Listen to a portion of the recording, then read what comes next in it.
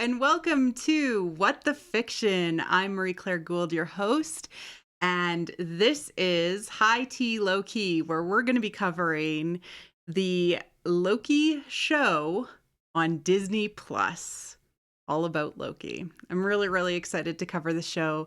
Unfortunately, I'm alone because Kyle has become incredibly busy in the last month with no Loki show being, it was delayed, it was put off, and so I have to do this all alone with nobody else.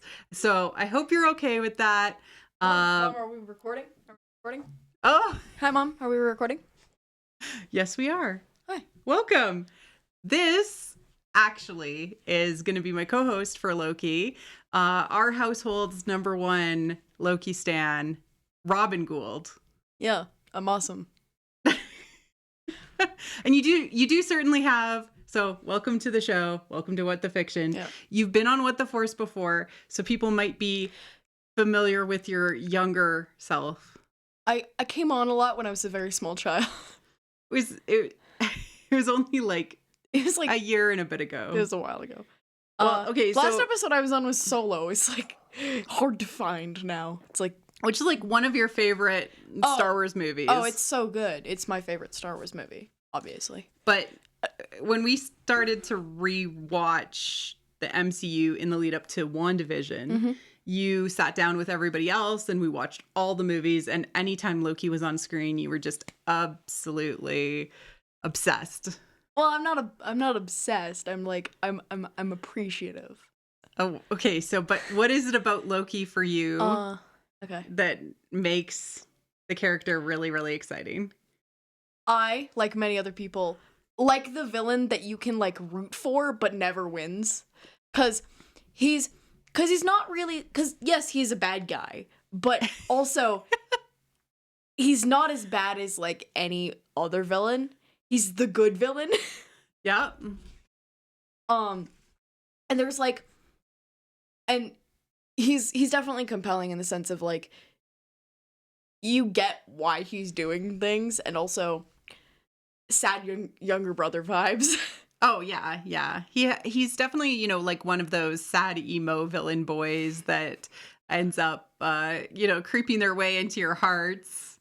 Yeah. And like, you know, also he's got a really compelling story, and he had a really amazing redemption arc over the last, like, over Thor Ragnarok and even totally. Thor the Dark World. He didn't become like a really good guy, but he became neutral enough that it's like, oh, okay, I guess you're hero now. Yeah, and he seemed to be making better choices, which is, you know, and he became more of an anti-hero than necessarily a straight up villain, which is what he was in Avengers.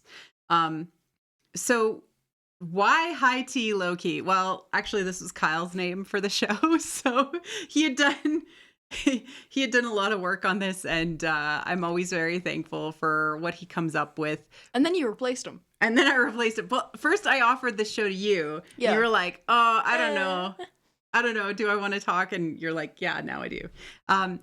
But High Tea, Low Key was partially just because, hey, it rhymes. There's also the connotation of like spilling the tea, right? Which is what we're going to do. And we just decided to drink some ginger lemon tea for tonight. But we have specialties for the But we have special teas, which we will link to in the liner notes of this video, as well as every episode we're going to be covering will have a new tea that we have made.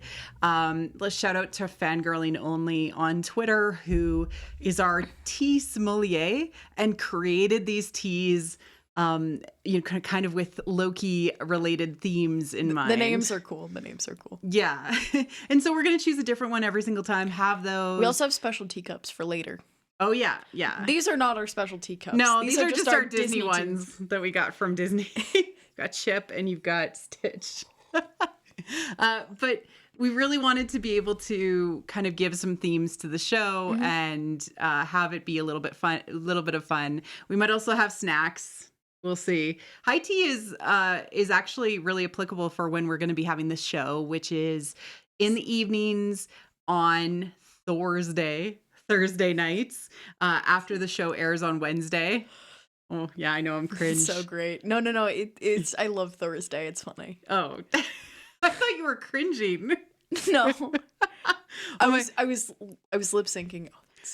Oh, that's so great. Oh, that's so great. I love that. It's so funny. Jeez. Okay, but you're so doubtful of me. I don't like that. No, it's all good. So we're going to be doing it on Thursday or Thursday because we wanted to do it the day after it always airs. And so when they move the date, we have to move our show. That's what's ended up happening. But high tea is actually the tea that you would have at a high table. So we actually have a high table in front of us rather than low tea, which is the traditional thing that most people associate with high tea, which happens in the afternoon or it's kind of like a late lunch. It has like different snacks and stuff. Yeah, we might be having like a variety of like a snack each time. We'll see how it plays out, but the tea is definitely awesome, so definitely check it out. And you can order it yourself, and 5% of all teas sold goes to Amnesty International, which is a group that helps lobby for human rights and lobbies governments and corporations to make sure that people are being treated fairly across the world. I really, really support them. I've supported them since high school. And so this is kind of a fun opportunity. And that's through the charities group, like option through the tea site that we're working with. So awesome. So cheers to you. It's not really what you do with tea at all, but chin chin. No, we are not professional here.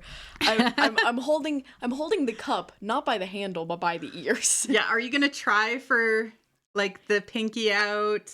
I can't really do that with this cup because this cup is like no, I janky, meant like when we have our other. Yeah, I'll try, but the chances that I just go, yeah, are really high. All right. So we set off, and the show is going to take place immediately after Avengers Endgame, where Loki is left from the Battle of New York with the Tesseract, right? Yep.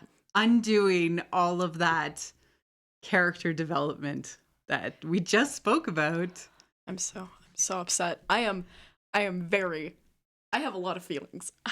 Okay, so what are some of those feelings? Why are you so upset about this? Well, because Loki had made Loki in the Battle of New York. He was a villain, and we just undid all of that really good character development that had just happened, where he had developed, he had actually fixed his relationship with Thor somewhat, a little bit. They were closer, reconciled with his dad, and like Loki was less angry about everything and more like okay with it. He was starting this really nice like finishing of his like first arc of becoming a villain, like of being a villain and becoming an anti-hero. And it's like,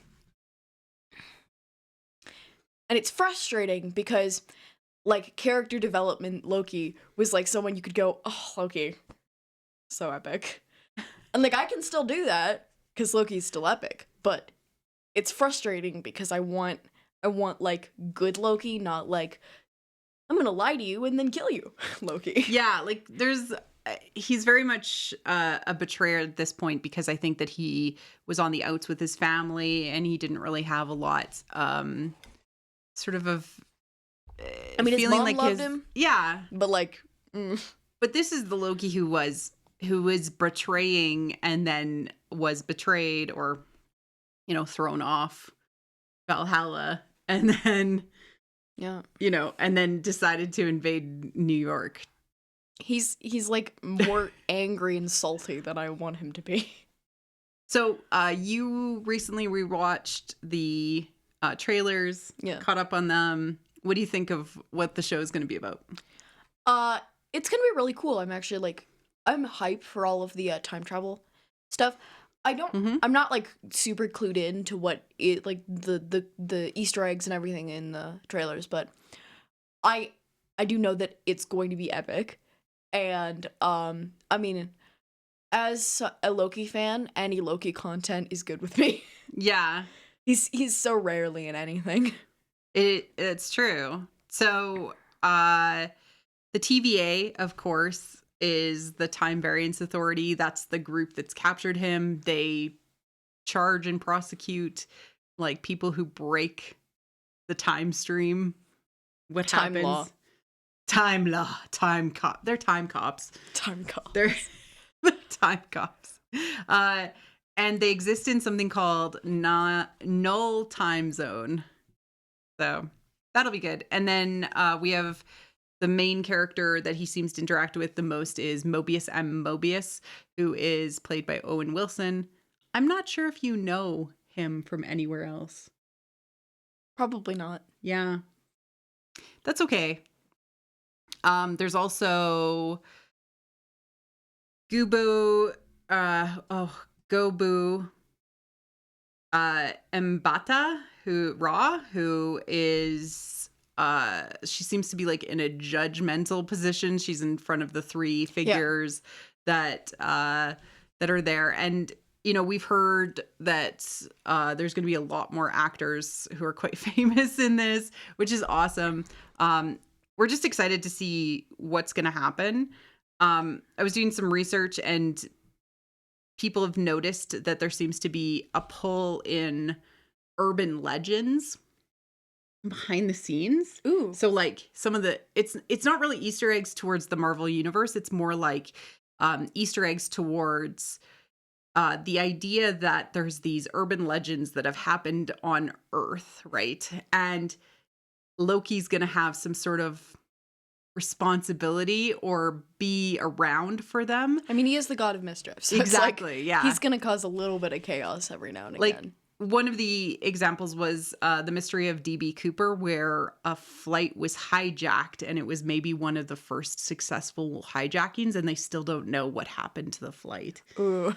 And then there was another one where people have pointed out that the video game Polybus, which was this urban legend around a video game that showed up in arcades that had mind control aspects to it. And then like all of those video game, like classic video games, like where you stand up to play them, disappeared from these things. So to me, it's like they're pulling in like not just the sort of time ideas or like these different things that could happen, but they're also pulling in sort of, hey, this really happened, or this is the urban legend around some event that happened, and people see, and maybe they're going to try to explain how these urban legends ended up happening through the lens of Loki, which is kind of funny and cool. It's like these urban legends exist in the Marvel universe, but Loki is responsible for them, and here's why. Exactly, yeah. Like, and that's kind of a really smart way to pull in storytelling. It's like,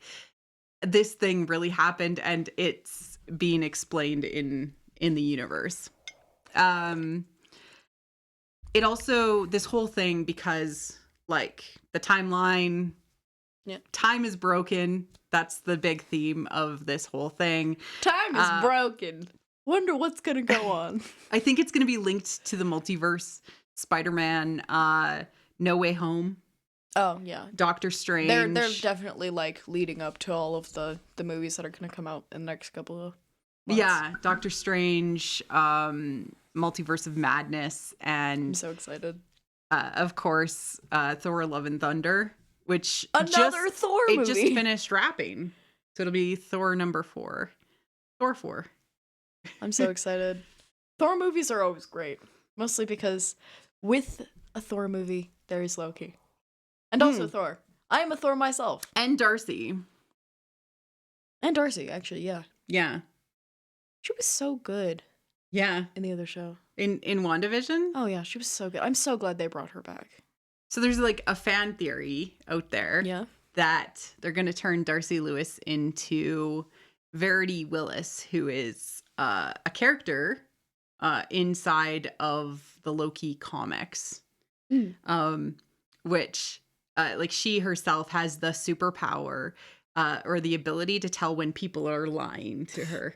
And her and Loki become like really good friends, and a lot of people like ship them together because like it's kind of a good dynamic. Like he lies all the time and she can tell that he's lying, but he doesn't lie to her. Oh yeah, it's the I'm gonna lie to this other person.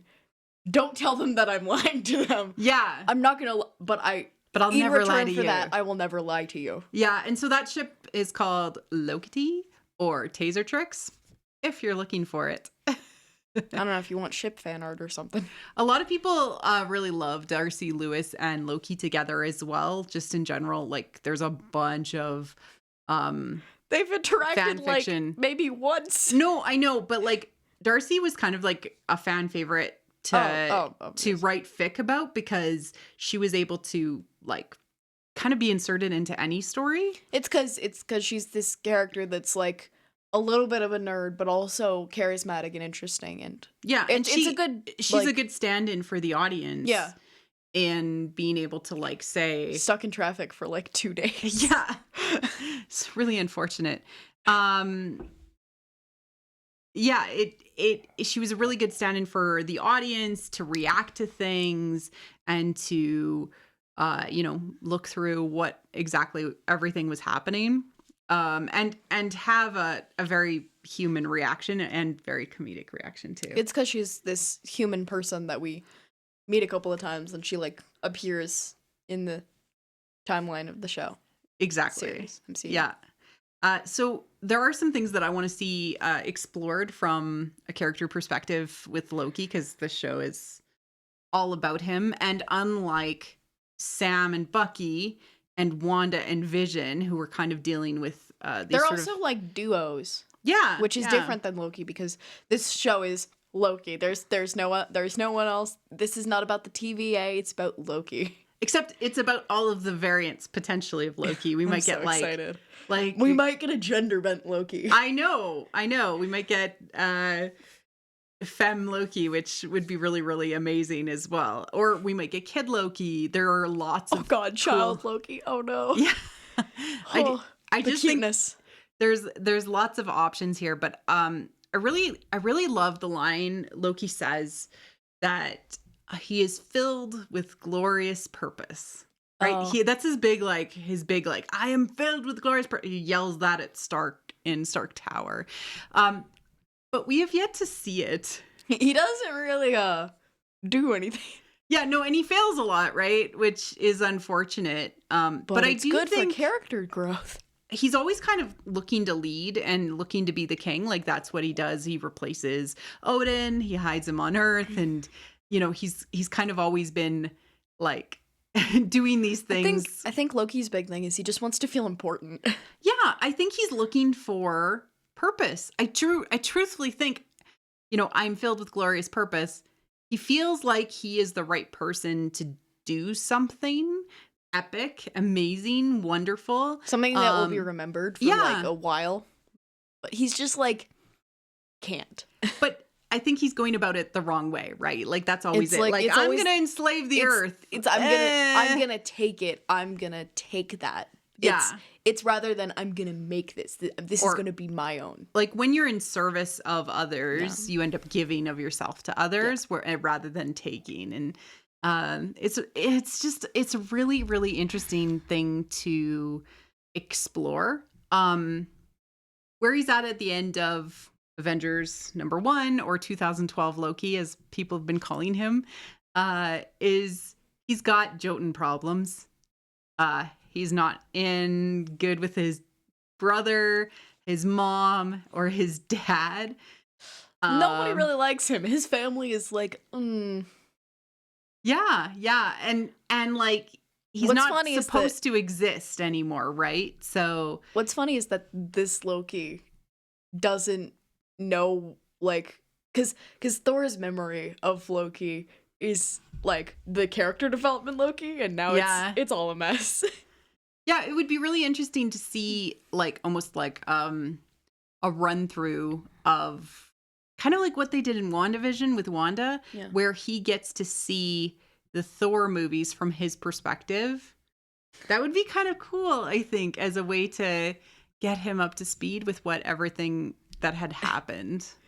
the Thor movies from his perspective. Half of that time is just the time he spent in jail.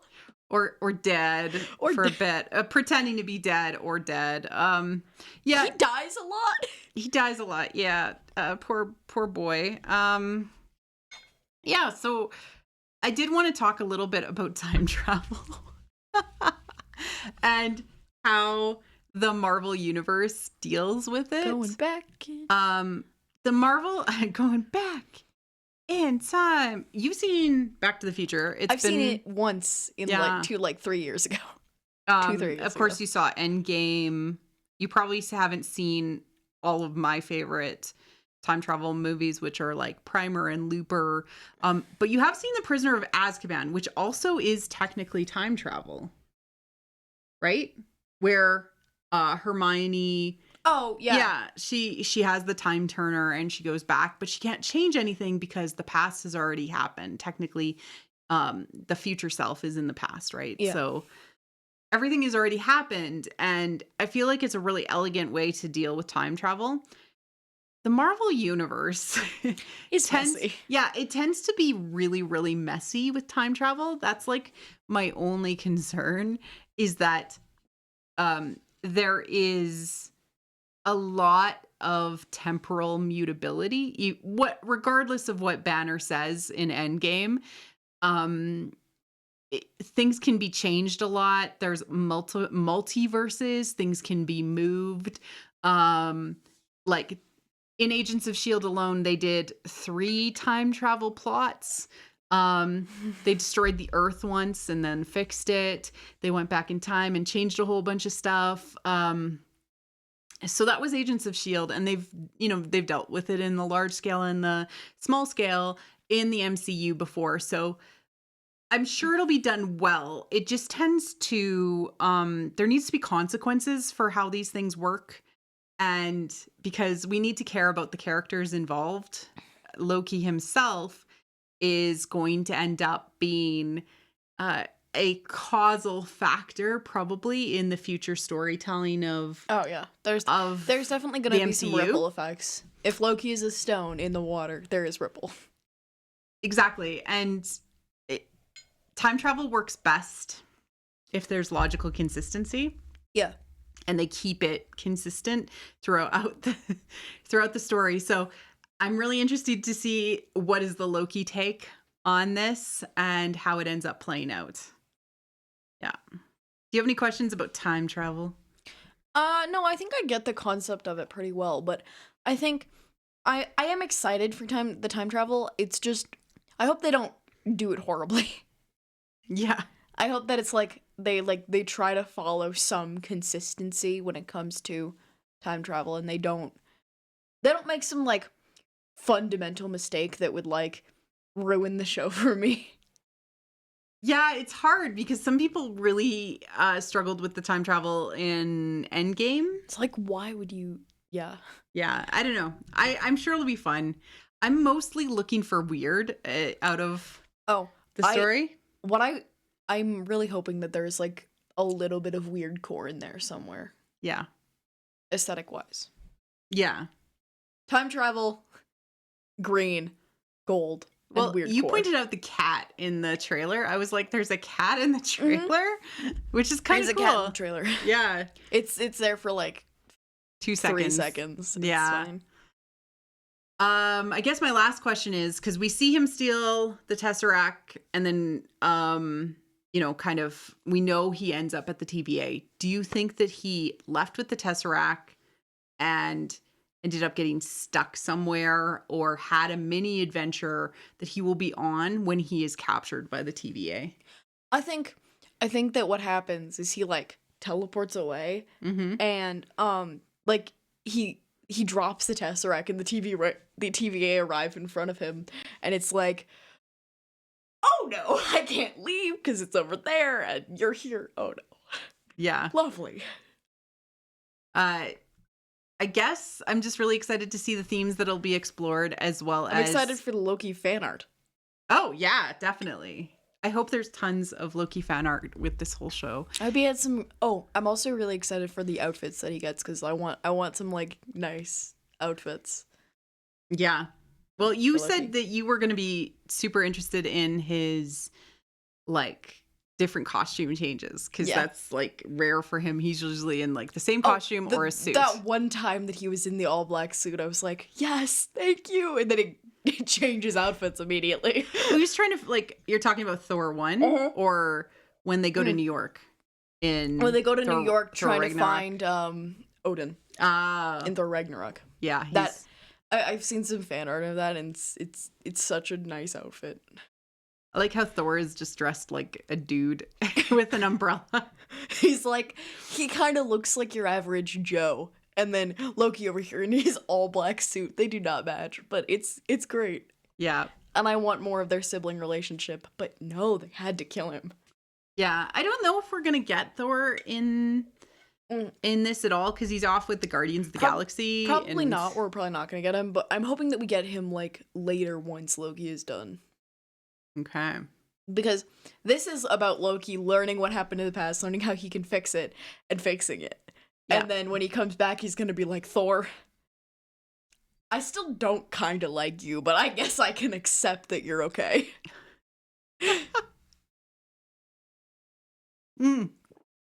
I don't know if it's about necessarily. I think it might be understanding himself, right? Yeah. Like that's part of what a variant story is all about is like the different aspects of yourself are all part of you and you have to explore those things to be able to fully understand yourself and move forward. And I hope that's the story that we get. Historically, Loki does not really get himself. No. Because there's just like so many parts about him that he's like, I'm just going to ignore those and focus on this. Yeah, like I'm going to be a world dominator. But he is, he's struggled with the fact that, he's from, Jotunheim. He has this Asgardian family. He's not always his dad's favorite. I don't know about that. I think that there might be an aspect to like, why did Odin take him from Jotunheim as a baby? I mean, we've never really learned that other than he felt pity for Loki. There's a couple of like throwaway lines that's like, oh, but I want like an in-depth, why did you do that? Yeah. I think that would be really good. 1 week till the show. I'm so hype. You're hype? I'm hyped too. Yeah. So we'll be back to live stream as soon as the episode is released. We'll be doing it the next day at 6 p.m. Pacific or 9 p.m. Eastern time. Come here and we will be talking all about the show. We do PowerPoint presentations, so lots of slides to talk about things, as well as we'll be having our tea to talk all about the show. I'm really looking forward to covering this with you, Robin. Mm-hmm. All right, everybody, we'll see you next week. Cheers.